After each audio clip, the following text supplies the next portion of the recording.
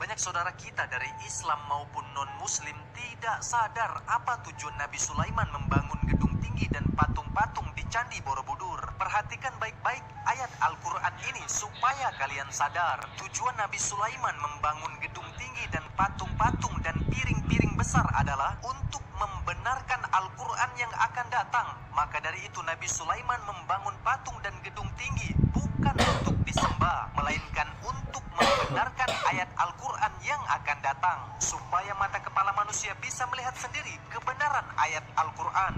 Mereka para jin itu bekerja untuk Sulaiman sesuai dengan apa yang dikehendakinya. Di antaranya membuat gedung-gedung yang tinggi, patung-patung, piring-piring yang besarnya seperti kolam, dan periuk-periuk yang tetap berada di atas tungku. Ayat ini terdapat di Al-Quran Surah Saba dan dikenal di sekitar Candi Borobudur, Sobo, atau dikenal orang sekarang dengan sebutan Wonosobo.